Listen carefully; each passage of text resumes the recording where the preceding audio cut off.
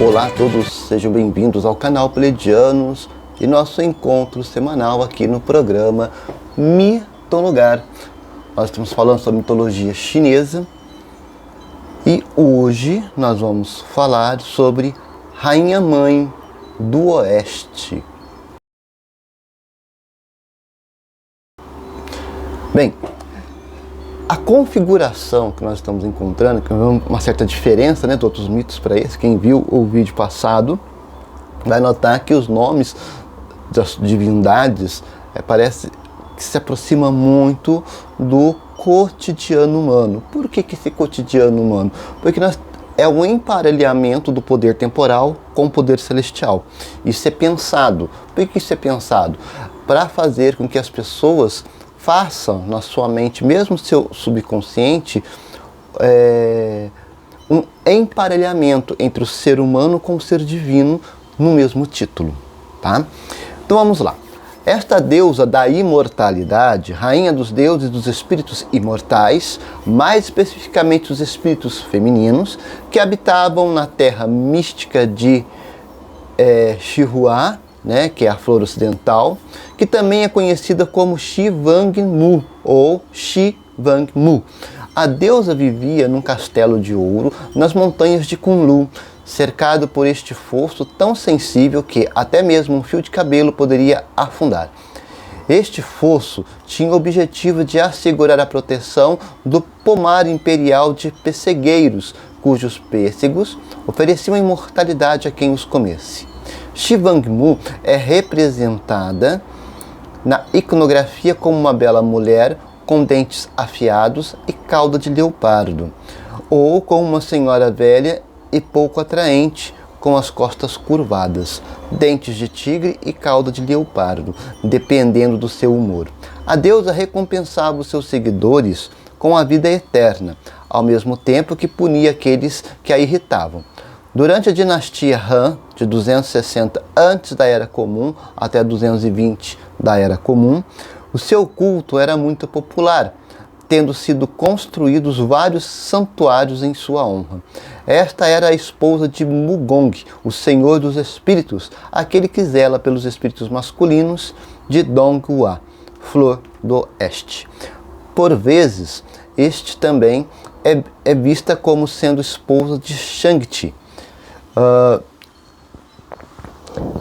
Shi Wang Nu, ou Rainha Mãe do Oeste, também conhecida por este nome, né, é uma das mais importantes divindades dentro do mito. A sua imagem de uma bela e majestosa soberana que reside num palácio que se encontra ao extremo oeste do mundo, que é guardiã da eternidade e, portanto, dos pêssegos, que conhece e concede poder da imortalidade. Portanto, sabedoria, longevidade e renovação da vida também são associados a esta divindade. É frequentemente retratada segurando um pêssego, símbolo de imortalidade, e um cetro rui, que representa poder e autoridade. Além disso, a Rainha Mãe do Oeste é considerada a governante suprema da natureza, das divindades celestiais e dos seres humanos. Shi Wang Mu é uma figura complexa e multifacetada, cuja representação variou ao longo dos séculos. Em suas primeiras representações, ela é associada a aspectos mais sombrios e ameaçadores, como morte e destruição. Entretanto, ao longo do tempo, sua imagem foi suavizada e ela se tornou um símbolo de sabedoria, longevidade e de renovação. Por ser uma figura central nos mitos chineses, ela é muitas vezes lembradas e assistida nas lendas dos textos clássicos da mitologia chinesa. Segundo a tradição, faz com que essa divindade ela tenha certo destaque dentro da sociedade, não apenas na questão da proteção da mulher, mas tudo que se cerca a vida que a mulher pode produzir. Lembre-se, quem engravida é a mulher, quem dá à luz é a mulher. Então, o que acontece? Quando você vai se associando a natureza humana feminina ao divino, você vai emparelhando as qualidades divinas no humano e vice-versa, né? Esta divindade possui poderes, dentre os quais se destaca a capacidade de conceder a imortalidade.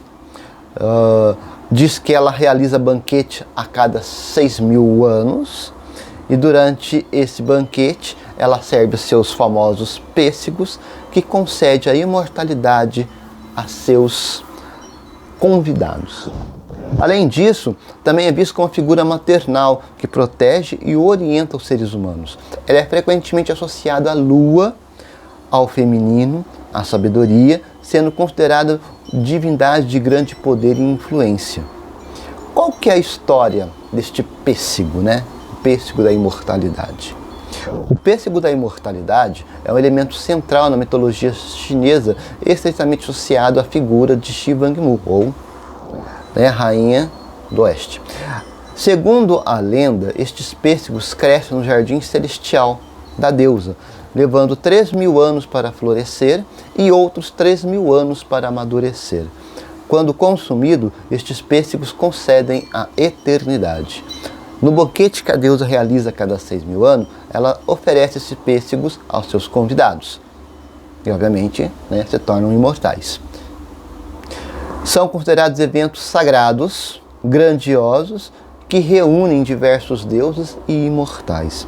Além disso, o pêssego da imortalidade é frequentemente visto como um símbolo de longevidade, renovação ou renascimento. Em muitas representações artísticas, a deusa é retratada segurando um pêssego, indicando o poder da vida sobre a morte. Como eu falei, muito importante, essa deusa na cultura popular chinesa, que se encontra em pinturas, na arte, escultura, ópera, literatura, ela é frequentemente retratada como uma bela mulher, tendo o símbolo como o pêssego, né? Na literatura, vamos encontrar o nome dela em romances clássicos, como A Jornada do Oeste, onde é retratado como guardiã do pêssego da imortalidade e tem papel crucial na busca do protagonista, o Rei Macaco, pela imortalidade. Além disso, frequentemente é invocado em rituais e festivais. Entre eles, o Qing Ming. Pessoas oferecem pêssego como oferendas à deusa na esperança de obter bênção e proteção. O papel dela nos textos e lendas clássicos, né? Na verdade, ela vai entrar num compêndio filosófico do século II, antes da Era Comum, que é descrito como, além da sua soberania e poder da imortalidade, mas principalmente conhecimento das coisas. Já em outra lenda, encontra-se com o imperador Wu Tihan, no Monte Kunlun, onde eles discutem sobre filosofia e a natureza da imortalidade. Esta lenda enfatiza a sabedoria da autoridade da deusa, bem como sua conexão com a vida eterna. Na obra Jornada para o Oeste, aparece como guardiã do pêssego da imortalidade, que é cobiçada pelo Rei Macaco. Esta obra, além de destacar a ligação da deusa com a imortalidade, também retrata como uma figura de sabedoria poderosa e piedosa, muitas das vezes. Quanto ao seu papel na espiritualidade chinesa, ela concede a imortalidade e por isso é invocada em rituais, orações e é vista como figura maternal, protetora, sábia, orienta os seres humanos ao longo da sua existência. A figura de Shivangnu é um exemplo da complexidade da riqueza da mitologia e da espiritualidade na China. Simboliza não apenas a vida eterna, mas também a sabedoria, a renovação e o poder da mulher, o ser feminino. E esse ser feminino, ele pode também extrapolar o gênero humano. O que é fazer isso? Vai para os animais, né? Todos os animais que são do sexo feminino, né? Que sejam fêmeas.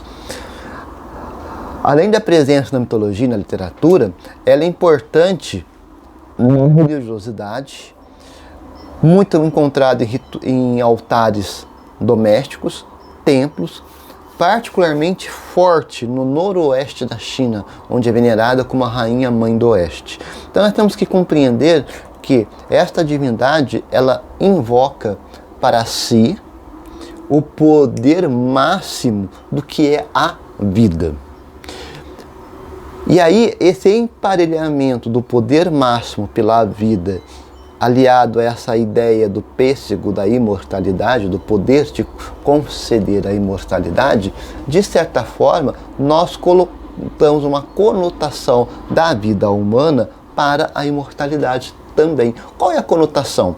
Por exemplo, nós sabemos que, para o bem ou para o mal, nós somos seres finitos. Eu sei o dia que eu nasci e não sei o dia que eu vou morrer, mas eu sei que eu vou morrer. Então o que acontece? Eu tenho datas bem específicas, eu tenho um tempo de existência bem específico. Eu sei que eu nasci no dia 13 de maio. E um dia, um determinado belo dia, eu irei expirar. Então o que acontece? Durante esse período de nascimento até a morte, quais são as motivações que eu tenho para minha producença? Quando nós falamos de producença, eu estou falando de o que eu estou fazendo com a minha vida, enquanto ser pessoal, enquanto ser social, enquanto ser familiar, enquanto ser produtivo e enquanto ser espiritual. Para a China é muito importante isso. Por que é muito importante? Porque é uma nacionalidade que está fundamentado em dinastias, onde o poder das dinastias ela tende a ser eternizada. Se as dinastias são eternizadas, a minha ação como ser humano individual também tem que ser eternizada na sociedade. No caso, para o bem, para a ordem, para o conhecimento, para o bem viver, para o sucesso, vamos assim dizer. A China não entende fracasso dentro dos seus mitos, não entende fracasso como fonte de crescimento. Ao contrário, entende fracasso como uma ruptura, uma quebra, uma poda, uma deformação do caráter. Porque se você cai, se você tem um insucesso, se você tem fracassos, mediante seja qual for a situação, denota-se que existe algo de errado na sua configuração humana. E aí eu abro um parênteses. Vamos olhar para a nossa sociedade. Independente da camada social, independente se você seja extremamente rico ou extremamente pobre, todo mundo tem fome, tem sede, fede, né? Soa, transpira, fede, cheira mal, tem que comer, tem que beber, fica doente, tem que tomar remédio, envelhece e morre. Por que há desclassificação de pessoas? Por que você se acha melhor do que o outro? Por que você se engrandece mais do que o outro? Porque existem rupturas de caráter. Essas rupturas de caráter geram uma série de alinhamentos na nossa percepção humana, na nossa percepção social, que favorece as variantes de personalidades, de caráteres, falta de caráter que nós conhecemos por aí. Tem pessoa boa, pessoa ruim, pessoa que não tem nem classificação para dar. Justamente por quê? Porque não existe um parâmetro a ser seguido. E olha que nós vivemos numa sociedade dito cristã. Mas qual que é o problema da sociedade dito cristã? Eu dito uma sociedade cristã do quê? É católica? Ela é protestante? Se é protestante, qual é a vertente da protestante? Então você começa a entender que não basta eu falar cristã. Eu tenho que ser cristã do quê? De quem? Então essa variante faz com que seja fatiado a faceta Cristo dentro desses segmentos religiosos denominados cristãos. E aí cada um puxa a sardinha para aquilo que interessa. Então é por isso que temos problemas. Eu não vou dizer que a religião católica é a pura, verdadeira, que seria idiotice da minha parte, seria estupidez. Da mesma forma que dá a mesma credibilidade para religiões protestantes, é a mesma coisa. Tanto que os escândalos estão aí. A última foi do pastor aí que vamos ver na internet, aí, pastor que foi pego, né, transando com os fiéis da igreja, com os fiéis masculinos da igreja. Então você começa a entender que é desvio de caráter. Eu penso comigo o seguinte: é desvio de caráter enquanto se você se posiciona como um ser religioso hétero que condena a homossexualidade. Agora, você não pode ser condenado se você está escondendo a sua sexualidade da igreja. Por quê? Porque a sua sexualidade é sua. A igreja tem nada a ver com a sua sexualidade. Agora, se você é um pastor, se você usa o púlpito para meter o pau, né, em homossexual, homoafetivo, e vocês vivem uma vida de homoafetivo às escondidas, então você tem que apanhar na cara. Tem mais é que apanhar. Não por causa de ser homossexual, mas de você meter o pau e usar o púlpito para poder descredibilizar um segmento, uma parcela da sociedade, sendo que às escondidas você faz igual. Isso vale para qualquer religião, inclusive a católica e religiões que não são cristãs. Se você faz um discurso onde as suas práticas pessoais você combate no púlpito, tem algum problema de caráter aí. É igual aquele ditado, ouça o que eu falo, eu não faço o que eu faço. Pelo amor de Deus. Na verdade, ouça o que eu falo e faça o que eu faço segundo o que eu falo. Esse seria o certo. Você tem que ser o exemplo vivo, ambulante e psicológico, mental, intelectual. Porque senão essa bobeira, né? Fala que veja o que eu faço, mas não faço o que eu faço, por favor. Isso aí é o absurdo do absurdo do absurdo do mau caratismo. É a mesma coisa um pai falar com o filho que não pode fumar e ele fuma 5, 6 carteiras de cigarro por dia. Ridículo. É ele que tem que apanhar na lata para aprender que está errado. Então o que acontece? Justamente é essa questão que nós nos debatemos na China. A questão da moralidade é muito forte. Muito forte. Por isso que a China, muitas das vezes, é tida como um país meio que duro. A dureza de caráter já vem desde a questão da religiosidade, dos deuses, das dinastias, até a modernidade. Por quê? Porque eu não admito erro de caráter. Erro de caráter. Tanto que eu ouvi uma vez um depoimento de uma pessoa falando que na China, quando o governo consegue descobrir, né, dentro dos cargos públicos, pessoas que são corruptas, o bem ou as propriedades que eles adquiriram via corrupção são destruídas na frente deles, eles têm que presenciar. Tanto que eu vi uma vez um vídeo que mandaram para mim de alguns políticos que estavam no governo, que eram corruptos, compraram muitos carros, casas. As casas foram demolidas, os carros foram todos pro desmanche, foram desmanchados, viraram um cubo de, né, virou aquela massa de lata que vai para a prensa, vai um quadrado, né? E puxaram cadeia. E detalhe, os bens foram confiscados, o dinheiro foi confiscado, tudo foi vendido, e aí faça um mapeamento. O que ele tinha antes de entrar no governo? O que ele tinha antes de entrar no governo permanece com a família. Pelo menos o necessário, uma casa para morar, né? Mas o que ele conseguiu via corrupção é destruído, e se tiver dinheiro via corrupção volta para o governo. De tão sério que eles encaram essa questão da corrupção.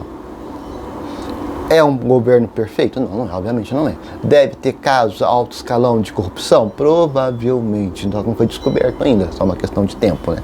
Mas o fato é que leva a seriedade. Então essa questão da seriedade mostra que a ideia da divindade, a ideia de um ser divino, que é impecável, que floresce esse ser divino na personalidade dos seus imperadores e imperatrizes, chega até os dias de hoje no ser comum, então ela é uma tônica. Por isso que ela, no caso dessa divindade, ela é o centro. Da mesma forma, o personagem do último programa e esta atual, eles estão no centro da vida humana, porque o imperador, a imperatriz, o pai e a mãe, o chefe, os chefes de governo, os chefes da casa, a rainha mãe, a senhora da casa, a proventora da vida, da imortalidade. Então vocês vão entendendo, vão se encaixando, vão se mostrando, as faces divinas vão sendo resplandecidas nas faces humanas. Existe um viés. Até a questão do posicionamento cultural, político, social, jurídico. Assim como nós, no Brasil, temos uma cultura jurídica. As pessoas têm uma ideia muito engraçada, que como eu vejo assim, estão querendo colocar Bíblia na escola. Tiraram a Bíblia das mãos do Brasil. Deve haver umas coisas assim meio absurdas, né? Palavra de protestante burro, né? Por que falam isso? Porque se ele lesse a Carta Constitucional do Brasil, ele iria ver a Bíblia inteira lá dentro. Por quê? Da onde que saiu, gente, que é crime matar, que é crime roubar, que é crime cobiça? Cobiça é crime. Que é crime você desprezar, né, a religião de alguém em favor da sua. Que é crime uma série de situações que nós vemos por aí. Isso é na Bíblia. Aonde que surgiu isso? Bíblia. Não saiu da cabeça de ninguém. Muitas das coisas que estão na Bíblia estão dentro da Carta Constitucional do Brasil. E provavelmente vai estar nas cartas constitucionais de todos os países do mundo. Por quê? Porque a ideia que se tem parece que a Bíblia foi tirada fora de contexto, que ele é um livro empoeirado na casa das pessoas. Não, não é. Ela está tão viva quanto. O problema é que nós estamos vendo Bíblia sendo ser usada para gerenciamento de coisa errada. Olha o do aborto aí, olha pastor safado, padre safado, deputado federal que é protestante ou católico safado, com a biblinha debaixo do braço, dando discurso de religioso. Então o que acontece? Nós estamos vendo uma exploração de uma ideia que está viva dentro da Carta Constitucional. Só que ninguém sabe. Porque quem que lê a Carta Constitucional? Algum de vocês já parou para ler a Constituição brasileira? Vá ler que vocês vão encontrar muita coisa das Sagradas Escrituras dentro dela. Só está com outro nome. Às vezes está com uma outra explicação, uma outra alusão, outros tipos de palavras. Mas a ideia, o significado, a eficiência está dentro da Carta Constitucional. O fato é que nós não ligamos uma coisa a outra. Só ligamos na hora da coisa errada, né? E da coisa errada aí, já viu o que acontece, né? Eu nem vou por esse viés. Mas o fato é que esta divindade, assim como todas as divindades que se emparelham com a vida humana, com o dia a dia da vida humana, vai emparelhar o que nós falamos, o que nós comemos, o que nós vestimos, o que nós pensamos, o que nós andamos, nosso comportamento sozinho, em grupo. Então tudo isso vai gerenciar o que é a vida humana na personalidade de uma divindade que vem sendo ao longo dos milênios emparelhado à vida humana. A vida humana, né, se emparelha à vida da divindade. Tanto que, olha bem os aspectos psicológicos que nós vamos encontrar. Guardiã da imortalidade, detentora do segredo da vida eterna, possui um pessegueiro mágico a cada 3.000 anos, produz um peixe capaz de conceder a imortalidade a quem comer. Essa questão da imortalidade é uma coisa que persegue o ser humano. Por que você faz exames médicos regularmente? Para ver se não vai ficar doente. Se você estiver doente, você faz tratamento, se cura e prolonga a tua vida. Por que você deita na mesa, manda tá ficando velho, enrugado, estica aqui, estica ali, bota botox, bota ácido hialurônico, arranca daqui, bota ali, faz implante de cabelo? Porque você quer se manter jovem. Esse negócio de perseguir a imortalidade não é de hoje. Só que hoje nós temos uma coisa chamada ciência, ou variações de ciências, né? Principalmente ciência e saúde, que está fielmente comprometida em trazer de fato longevidade com qualidade para nós.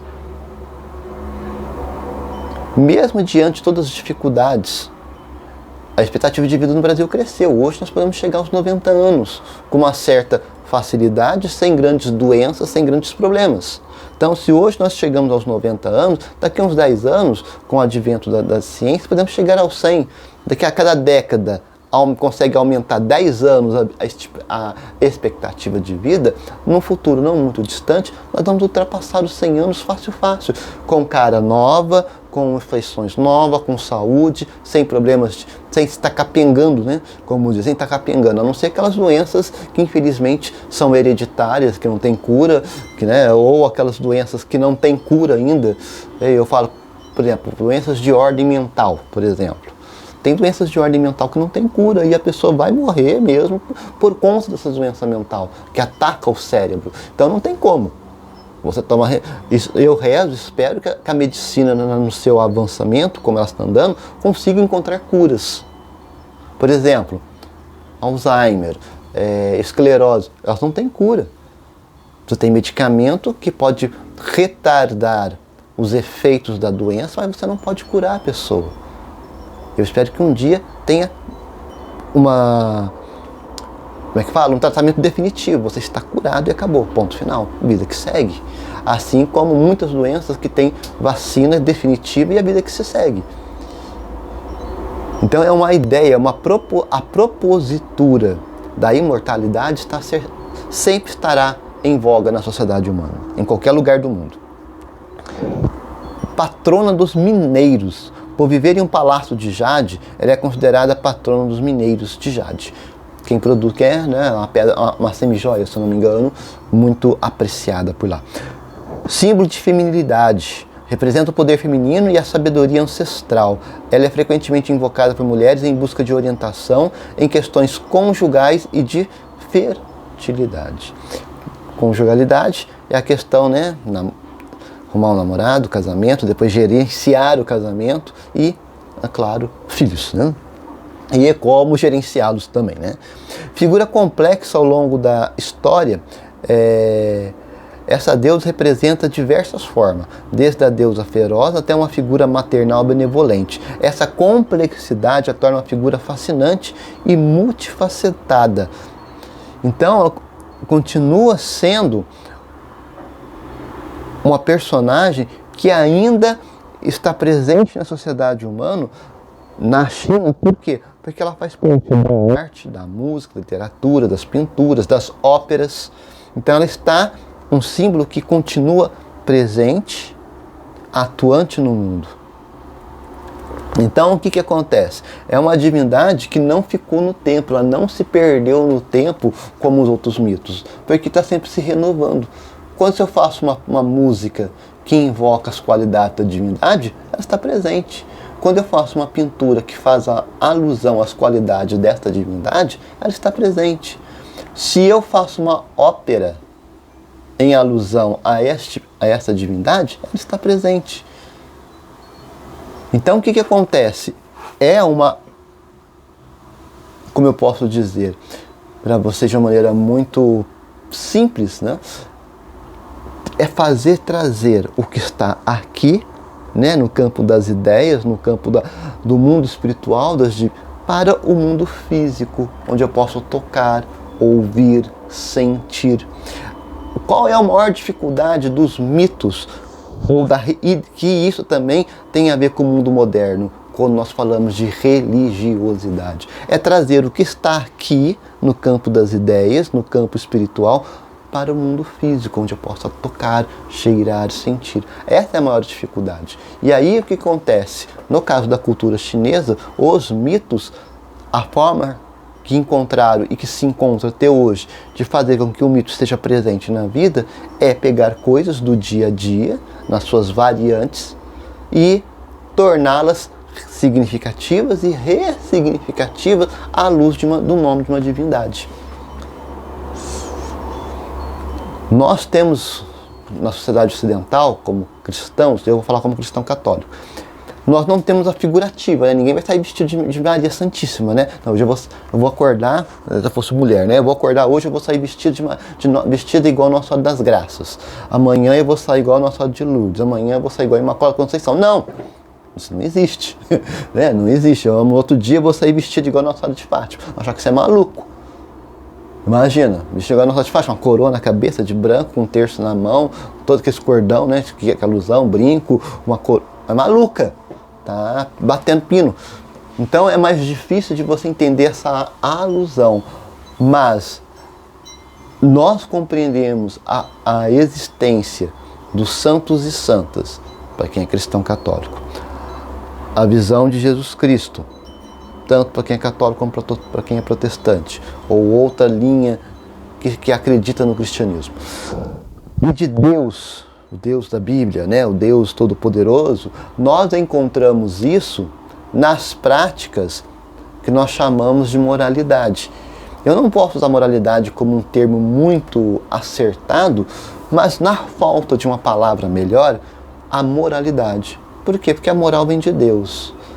Moral é uma pessoa correta, uma pessoa justa, uma pessoa honesta, uma pessoa bondosa, uma pessoa abnegada. Então são características que evocam a Deus. Então você começa a entender que nós, na sociedade ocidental de cunho religioso cristã ou judaico-cristã, ele vai se evidenciar nas qualidades de Deus para ser cópia humana, para que o ser humano possa copiá-las. Se torna como se fosse um xerox para o ser humano.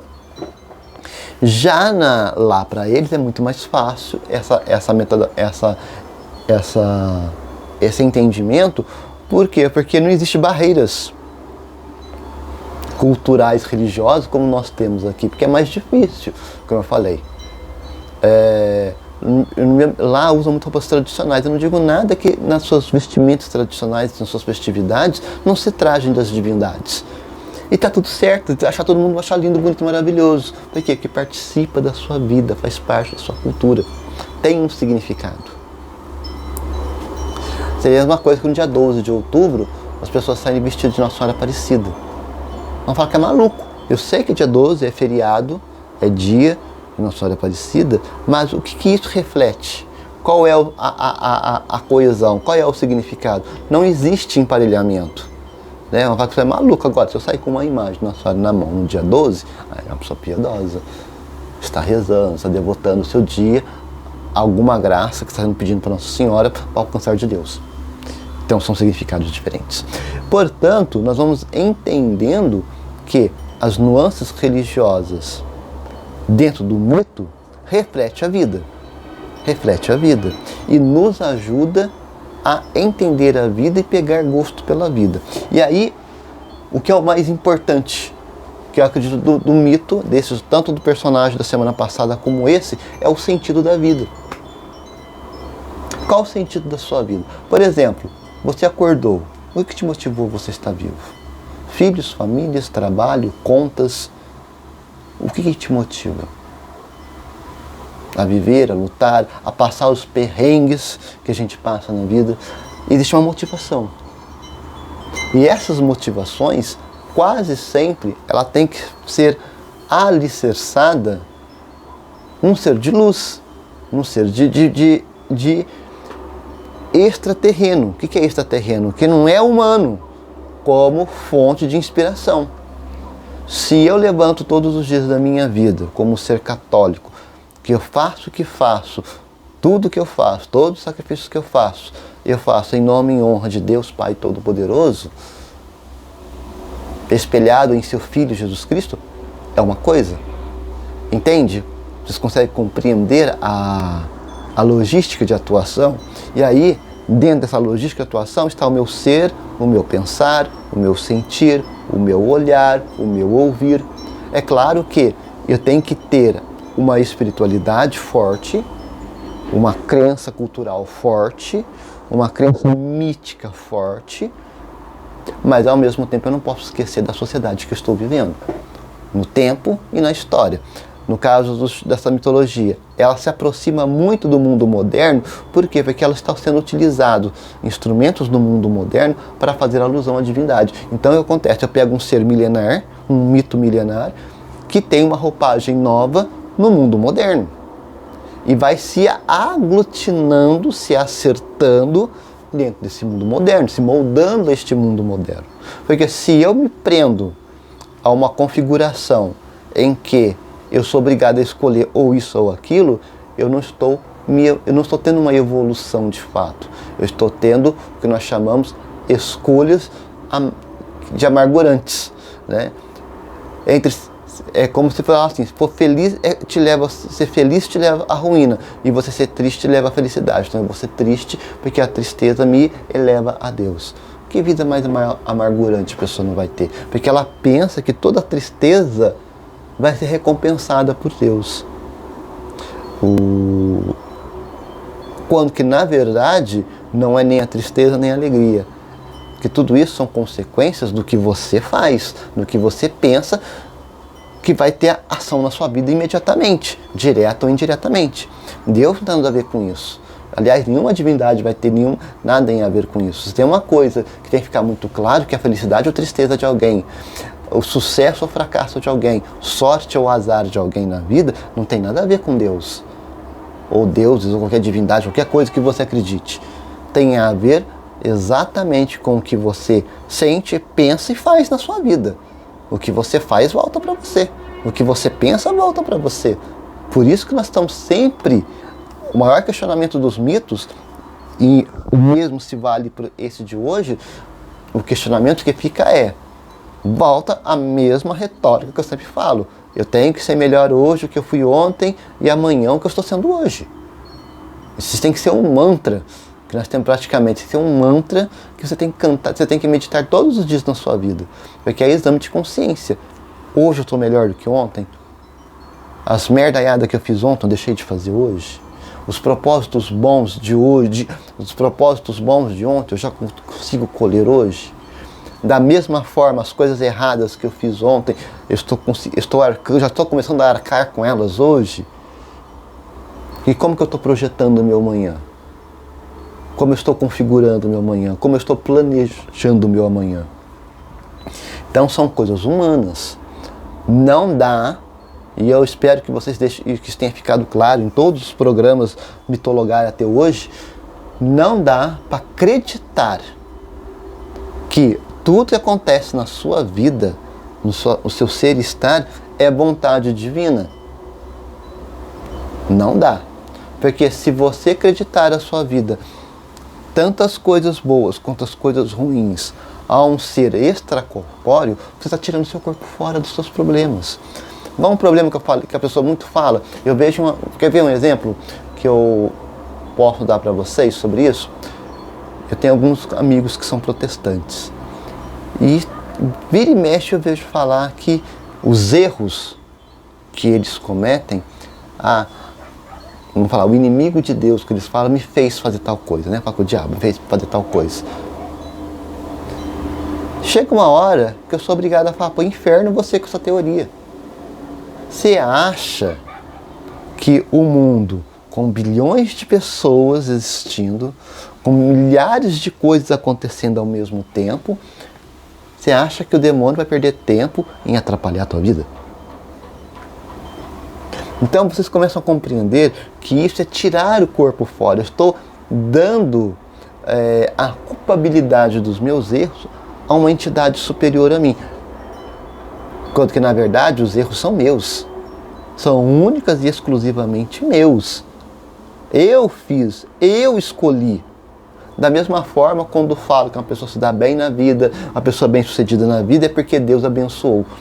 Isso também é retórica, né? Retórica que é o Deus da prosperidade. Se você se deu bem na vida, é porque você estudou, se formou, foi trabalhar, entendeu como o sistema de trabalho funciona, entendeu como o sistema econômico funciona, encontrou os furos desse sistema e passou a se beneficiar desses furos e chegou aonde chegou. Também é fruto do seu trabalho, são ação sua, são acontecimentos seus, não tem nada a ver. Deus botou a mão na sua cabeça e te agraciou, então você ficou milionário. Ou você está miseravelmente pobre porque você toma café da manhã com o Satanás todos os dias. Não dá. O fato é, não dá para você ficar dando credibilidade a esse tipo de coisa, porque está tirando o corpo fora. E na verdade a responsabilidade é nossa. Todos os dias, de todas as coisas, a todo momento é meu, é seu. Tudo o que acontece é responsabilidade minha e sua. Eu falo que só não é responsabilidade minha aquilo que o outro faz. Agora, a partir do momento que sai do outro e vem para mim, aí passa a responsabilidade de mim, porque aí eu tenho que me virar com o que eu vou fazer com aquilo que veio até a mim. Mas enquanto está fora de mim, não é problema meu. Agora, a partir do momento que estiver em mim, aí é meu problema. É minha responsabilidade. E aí eu acreditando, ao longo de todos os períodos que nós estamos falando do programa Mitologar, sobre essa questão, né, exatamente do ser existir humano, busca-se a perfeição como meta e coloca as divindades, seja qual ela, de qual natureza for, como um exemplo a ser perseguido de maneira consciente, de maneira pacífica, de maneira ascendente.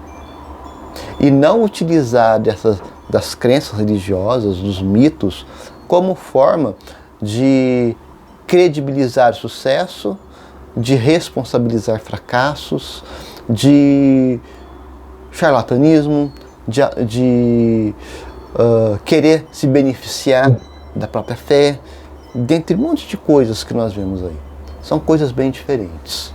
E este mito deixa muito claro isso também para nós. Somos responsáveis por tudo aquilo que fazemos e pensamos. E é claro, vamos arcar as consequências boas ou ruins daquilo que fazemos e pensamos. Bem, gente, esse foi o mito da Rainha do Oeste. Um bom final de semana a todos. Nessa próxima semana estaremos aqui no canal Apredianos, no programa Mitologar. Um abraço a todos.